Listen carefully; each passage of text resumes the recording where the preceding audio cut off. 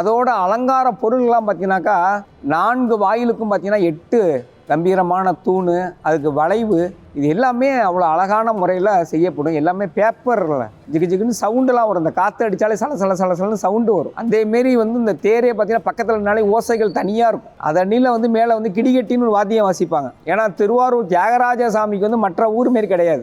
ஒவ்வொரு அவருடைய புறப்பாட்டுக்கு தனி ஓசை, அவருடைய சாகரிச்ச பூஜை என்பது தனி ஓசை. தேரில் வந்தார்னா கிடிகட்டின்னு ஒரு வாத்தியம், அந்த வாத்தியம் தான் ஃபுல்லாக வாசிட்டு இருப்பாங்க உட்காந்து. இந்த ஊரில் மட்டும்தான் அந்தமாரி பாரம்பரியமாக ஐதீகமாக அந்த எதையும் மாற்றாமல் பழமையை கொண்டு இன்னும் இயக்கப்பட்டு வருகிறது. மேலே கொடிகள் ஏற்றுவாங்க. 16 பட்டைக்கும் 16 கலரில் கொடி கட்டுவாங்க. மேலே வெள்ளி கொடை கம்பீரமாக 2 கொடை இருக்கும். பார்த்தீங்கன்னாக்கா வேறு எந்த ஊர்லேயும் வெள்ளி கொடைலாம் தேருக்கு கிடையாது. இந்த ஊர் தேருக்கு வெள்ளி கொடை உண்டு. அது தருமபுரம் ஆதீனத்தில் இருக்கும். அவங்க கொடுத்து விடுவாங்க தேர் கட்டுறதுக்காக. கலசத்துக்கு மேலே கொடை இருக்கும் 2 வெள்ளி கொடைகள்.